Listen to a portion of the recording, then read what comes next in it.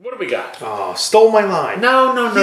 Son of a... Your whiskey, my line. That is true, I suppose. Yes, so what do we got? So I was a bad boy, a very bad boy. You went shopping? I went and stopped on the way back. And way back from where? I was off...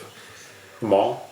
At the doctor. On the way back from the doctor, I happened You had to console yourself with a 15 bottles of whiskey? It was a nothing thing. But I happened to be passing by a liquor store that I've wanted to go to a bunch of times. Okay. So I finally went there. Which one? Right on Evesham Road. Okay. So I go over there, and I went in, and I was trying to find Blanton's. Trainer? Trainers. I went to Trainers. Okay. I was trying to find Blanton's.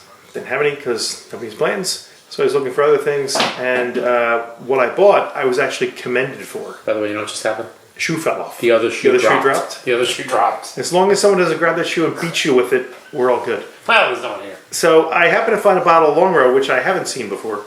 I am a huge fan of the fine folks at Campbeltown.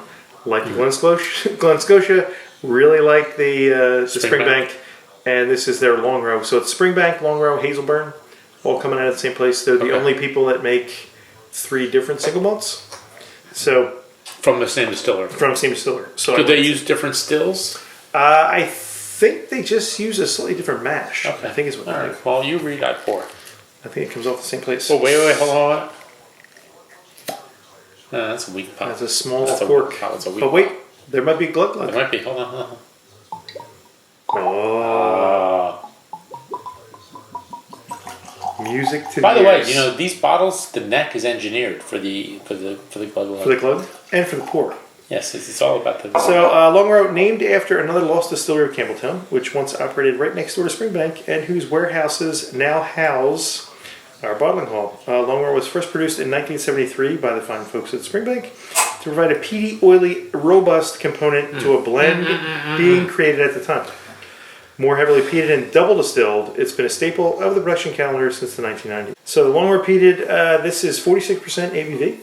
It's matured in bourbon and sherry casks. And I won't read the tasting notes or the palate because we're going to do that ourselves. Yes. But they do a Longrow Peated, they do a Longrow Red, they do an 18, and they do a 21. Okay. All right, let's go on. All part of the fine folks at Spring. From the bottom, sir. Cheers.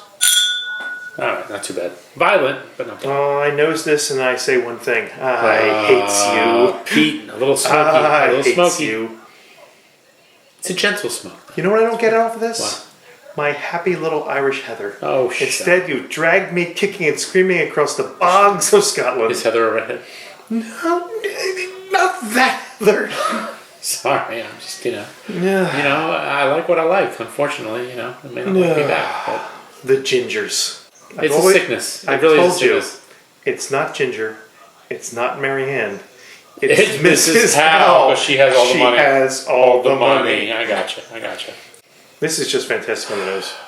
It's like lightly, gently smoked, like some nicely smoked kippers, or smoked sardines like that, real. And you get a little bit of the smoke, but the brine. You get the brine, which gives you that seafood kind of note. Clam bake. There's some vanilla. There's a little vanilla on the nose. Not much sweetness. I don't get a lot of sweetness. It's just very nice. Yeah, you're not picking up the true No. honeysuckles, vanillas, caramels, that kind of stuff. To the extent you're going to get it. But it's nice. All right, I'm going in. Ooh. That's nice. It's got a little texture. Oh. I like the texture. I like a good mouthfeel. There's a little bit of oiliness, a little bit of smoke.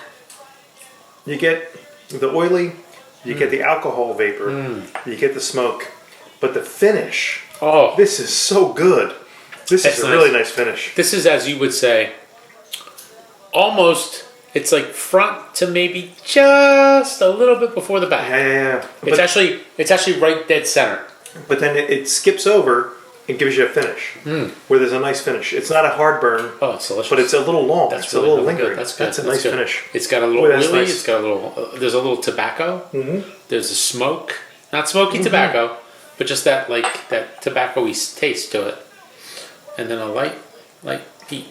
I'm going back in for the second taste because the first taste anesthetizes. The second taste brings it back around. Boy, that's nice. And it's not a whiskey with a 5. What's it, 46? 46. Well, if we round up. Well, you could round up. 46. I don't know that I want it much hotter. No, it's good. I'm sure that Society or Gordon MacPhail or somebody has some cast strength overproof or something. But this on its own this is nice. Yeah, it is. It's really nice. I like it very much. I've had this the Springbank, I think the 10 and the 12 or the 15. They make a nice whiskey. They make a really nice whiskey. Both very nice. Yeah. This is what a stable. Honestly, that's nice. I don't want to be like what do you want to call that? What's that thing they call that with the grading? Not a generous grader, but what do they call that? You're going to grade inflate. Yeah, no grade inflation here. That's a solid A. Yeah, that's an A. That's just a really nice whiskey. That's a 90, 91 for me. Yeah, it's good. That's very nice. It makes me want to try. The only thing I haven't had from them, I think, is the Hazelburn. I don't know if you've seen them around. I think so. You sure you haven't had one? Maybe at an event we had one. I don't know. I thought you had a bottle of that once. I don't know that I've had a bottle. Or somebody had a bottle. Maybe one of our bottle shares. Somebody had a Hazelburn. But I'd like to try that. And again, I'd like to maybe try them all. Springbank and Longrow, Hazelburn, side by side to see what the difference is coming out of the same distillery. Yeah. At one point, my father told me that his uncle was the watchman at a distillery in Campbeltown. Yeah. And he was their best employee and also their best customer. Of course. And I've never been able to figure out which distillery he worked at. Okay. So there's Springbank or Glen Scotia, and I'm not sure which one. Yeah. I'm going to guess he loved his work. I would too.